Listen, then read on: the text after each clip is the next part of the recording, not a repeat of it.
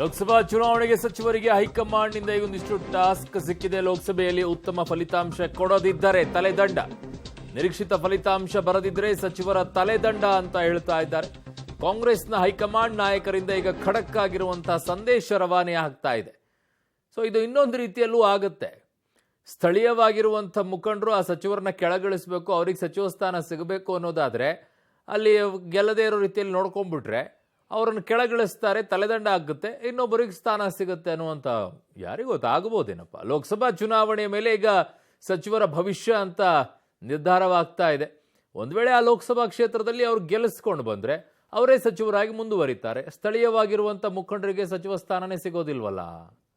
ನಾವು ನಮ್ಮನ್ನು ಅಬ್ಸರ್ವರ್ಸ್ ಅಂತ ಏನು ಕರೀತಾ ಇದ್ರು, ಪ್ರತಿಯೊಂದು ಕ್ಷೇತ್ರಕ್ಕೆ ಒಬ್ಬೊಬ್ಬರನ್ನ ಅಬ್ಸರ್ವರ್ನ ನೇಮಕ ಮಾಡ್ತಿದ್ದು ಹಿಂದೆ ಎಲ್ಲ ನಾವು. ಅದರ ಬದಲಿಗೆ ಅವ್ರನ್ನ ಕೋಆರ್ಡಿನೇಟರ್ಸ್ ಅಂತ ಹೆಸರನ್ನು ಬದಲಾವಣೆ ಮಾಡಿದ್ದಾರೆ. ವಾರ್ ರೂಮ್ ಅಂತ ಇರೋದನ್ನು ಕನೆಕ್ಟ್ ಸೆಂಟರ್ ಅಂತ ಮಾಡಿದ್ದಾರೆ. ಹೀಗೆ ಕೆಲವು ಸಣ್ಣ ಪುಟ್ಟ ಪರ್ಸೆಪ್ಷನ್ ಕ್ರಿಯೇಟ್ ಮಾಡೋದಕ್ಕೆ ಅದೇ ವ್ಯವಸ್ಥೆನೇ ಇರ್ತದೆ, ಆದರೆ ಕೆಲವು ಪರ್ಸೆಪ್ಷನ್ನು ಬದಲಾಗಬೇಕು ಅಂತೇಳಿ ಅದು ಮಾಡಿದ್ದಾರೆ. ಇದೆಲ್ಲವನ್ನು ಭಾಳ ವಿವರವಾಗಿ ನಮ್ಮ general secretary incharge Shri Venugopal ಅವರು, ಆಮೇಲೆ ಸುರ್ಜಿವಾಲ ಅವರು, ಅಲ್ಲಿಂದ ನಮ್ಮ ರಾಜ್ಯದಲ್ಲಿ ಒಬ್ಬ IAS ಆಫೀಸರ್ ಇದ್ದರು, ಸೆಂಥಿಲ್ ಅಂತ, ಶ್ರೀಕಾಂತ್ ಸೆಂಥಿಲ್ ಅಂತೇಳಿ ಮಂಗಳೂರಲ್ಲಿ ಅವರು IAS ಆಫೀಸರ್ ಆಗಿದ್ದರು. ಅವರು ಶಶಿಕಾಂತ್ ಸೆಂಥಿಲ್ ಅವರು ಈಗ IAS ಇದಕ್ಕೆ ರಾಜೀನಾಮೆ ಕೊಟ್ಟು ನಮ್ಮ ಪಕ್ಷಕ್ಕೆ ಸೇರಿಕೊಂಡಿದ್ದಾರೆ. ಅವರನ್ನು ನ್ಯಾಷನಲ್ ನನ್ನ ಸಹೋದ್ಯೋಗಿ ಶ್ರೀನಿವಾಸ್ ರಾವ್ ದಳವೆ ನನ್ನ ಸಂಪರ್ಕಕ್ಕೆ ಸಿಗ್ತಾ ಇದ್ದಾರೆ. ಇದನ್ನ ಮೊದಲನೇದಾಗಿ ಶ್ರೀನಿವಾಸ್, ಪಬ್ಲಿಕ್ ಟಿವಿ ಇವತ್ತು ಬೆಳಗ್ಗೆನೇ ಈ ಸುದ್ದಿಯನ್ನ ಪ್ರಸಾರ ಮಾಡಿತ್ತು. ಈ ರೀತಿಯಾಗಿ ತಲೆದಂಡ ಆಗತ್ತೆ, ಲೋಕಸಭೆಯಲ್ಲಿ ಸೀಟ್ಗಳನ್ನ ಗೆಲ್ಲದೆ ಇದ್ರೆ ಟಾಸ್ಕ್ ಅನ್ನ ನೀಡಿದ್ದಾರೆ ಅನ್ನುವಂಥದ್ದನ್ನ ಈಗ ಪರಮೇಶ್ವರ್ ಅಧಿಕೃತವಾಗಿ ಈ ಬಗ್ಗೆ ಸ್ಪಷ್ಟನೆ ಕೊಡ್ತಾ ಇದ್ದಾರೆ ಅಲ್ವಾ ಶ್ರೀನಿವಾಸ್? ಅರುಣ್, ಹೌದು. ಈ ವಿಚಾರವನ್ನ ಪಬ್ಲಿಕ್ ಟಿವಿ ಪ್ರಸ್ತಾಪ ಮಾಡಿತ್ತು. ನಿನ್ನೆ ಏನು 28 ಸಚಿವರ ಒಂದು ಸಭೆಯನ್ನ ಕಾಂಗ್ರೆಸ್ ಹೈಕಮಾಂಡ್ ಮಾಡಿತ್ತು.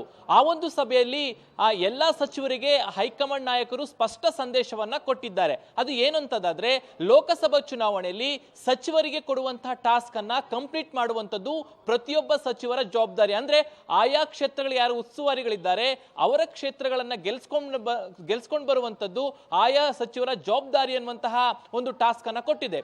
ಒಂದ್ ವೇಳೆ ಟಾಸ್ಕ್ ಅನ್ನ ಪೂರ್ಣ ಮಾಡದೆ ಹೋದ್ರೆ ಅವರ ತಲೆದಂಡವೂ ಕೂಡ ಫಿಕ್ಸ್ ಅನ್ನುವಂತಹ ಸಂದೇಶವನ್ನ ಕೊಟ್ಟಿದೆ ಅನ್ನುವಂಥದ್ದು ಈಗ ಸ್ಪಷ್ಟವಾಗ್ತಿದೆ. ಪರಮೇಶ್ವರ್ ಅವರು ಈ ವಿಚಾರವನ್ನ ಸ್ಪಷ್ಟಪಡಿಸಿದ್ದಾರೆ. ಹೈಕಮಾಂಡ್ ನಾಯಕರು ನಮಗೆಲ್ಲರಿಗೂ ಅಂದ್ರೆ ಸಚಿವರೆಲ್ಲರಿಗೂ ಕೂಡ ಟಾಸ್ಕ್ ಅನ್ನ ಕೊಟ್ಟಿದ್ದಾರೆ. ಕರ್ನಾಟಕದಲ್ಲಿ 28ಕ್ಕೆ 28 ಕ್ಷೇತ್ರ, ಜೊತೆಗೆ ದಕ್ಷಿಣ ಭಾರತದಲ್ಲಿ ಒಂದಿಷ್ಟು ಕ್ಷೇತ್ರಗಳ ಟಾಸ್ಕ್ ಅನ್ನ ಕೊಟ್ಟಿದ್ದಾರೆ. ಅದೆಲ್ಲವೂ ಕೂಡ ಪೂರ್ಣ ಮಾಡಬೇಕು. ಒಂದ್ ವೇಳೆ ಪೂರ್ಣ ಮಾಡದೆ ಹೋದ್ರೆ ಸಚಿವ ಸ್ಥಾನವನ್ನ ತ್ಯಾಗ ಮಾಡಬೇಕು ಅನ್ನುವಂತಹ ಸಂದೇಶವನ್ನ ಹೈಕಮಾಂಡ್ ಕೊಟ್ಟಿದೆ ಅನ್ನುವಂಥದ್ದನ್ನ ಪರಮೇಶ್ವರ್ ಅವರು ಹೇಳಿರುವಂತದ್ದು. ಹಾಗಾಗಿ ಈಗ ಇರುವಂತದ್ದು ಸಚಿವರಿಗೆ ಇರುವಂತಹ ಟಾಸ್ಕ್ ಮುಂದಿನ ಲೋಕಸಭೆ ಚುನಾವಣೆಯಲ್ಲಿ ಶತಾಯ ಗತಾಯ ಆಯಾ ಜಿಲ್ಲೆಯನ್ನ ಉಸ್ತುವಾರಿ ಏನು ತೆಗೆದುಕೊಂಡಿದ್ದಾರೆ ಆ ಕ್ಷೇತ್ರಗಳನ್ನ ಗೆಲ್ಲಲೇಬೇಕು. ಒಂದ್ ವೇಳೆ ಗೆಲ್ಲದೆ ಹೋದ್ರೆ ಅವರಿಗೆ ಸಚಿವ ಸ್ಥಾನ ಮಿಸ್ ಆಗುತ್ತೆ, ಕೈ ತಪ್ಪುತ್ತೆ. ಹಾಗಾಗಿ ಸಚಿವರು ಇದನ್ನ ಸೀರಿಯಸ್ ಆಗಿ ತೆಗೆದುಕೊಂಡು ಕೆಲಸ ಮಾಡಬೇಕು ಅನ್ನುವಂಥದ್ದು ಹೈಕಮಾಂಡ್ ನ ಈ ಟಾಸ್ಕ್ ಅನ್ನ ಎಷ್ಟು ಜನ ಪೂರೈಸ್ತಾರೆ ಅನ್ನುವಂಥದ್ದನ್ನ ಮುಂದಿನ ಲೋಕಸಭಾ ಚುನಾವಣೆಯಲ್ಲಿ ನಮಗೆ ಗೊತ್ತಾಗುತ್ತೆ. ಅರುಣ್. ಓಕೆ ಶ್ರೀನಿವಾಸ್, ನಿಮ್ಮೆಲ್ಲ ಮಾಹಿತಿಗೆ ಧನ್ಯವಾದಗಳು. ನಾವು ನಮ್ಮನ್ನ ಅಬ್ಸರ್ವರ್ಸ್ ಅಂತ ಏನು ಕರೀತಾ ಇದ್ರು, ಪ್ರತಿಯೊಂದು ಕ್ಷೇತ್ರಕ್ಕೆ ಒಬ್ಬೊಬ್ಬರನ್ನ ಅಬ್ಸರ್ವರ್ನ ನೇಮಕ ಮಾಡ್ತಿದ್ದು ಹಿಂದೆ ಎಲ್ಲ ನಾವು.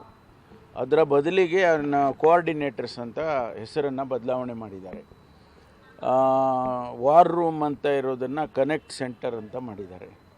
ಹೀಗೆ ಕೆಲವು ಸಣ್ಣ ಪುಟ್ಟ ಪರ್ಸೆಪ್ಷನ್ ಕ್ರಿಯೇಟ್ ಮಾಡೋದಕ್ಕೆ ಅದೇ ವ್ಯವಸ್ಥೆನೇ ಇರ್ತದೆ, ಆದರೆ ಕೆಲವು ಪರ್ಸೆಪ್ಷನ್ನು ಬದಲಾಗಬೇಕು ಅಂತೇಳಿ ಅದು ಮಾಡಿದ್ದಾರೆ. ಇದೆಲ್ಲವನ್ನು ಭಾಳ ವಿವರವಾಗಿ ನಮ್ಮ general secretary incharge Shri Venugopal ಅವರು, ಆಮೇಲೆ ಸುರ್ಜಿವಾಲ ಅವರು, ಅಲ್ಲಿಂದ ನಮ್ಮ ರಾಜ್ಯದಲ್ಲಿ ಒಬ್ಬ IAS ಆಫೀಸರ್ ಇದ್ದರು, ಸೆಂಥಿಲ್ ಅಂತ, ಶ್ರೀಕಾಂತ್ ಸೆಂಥಿಲ್ ಅಂತೇಳಿ ಮಂಗಳೂರಲ್ಲಿ ಅವರು IAS ಆಫೀಸರ್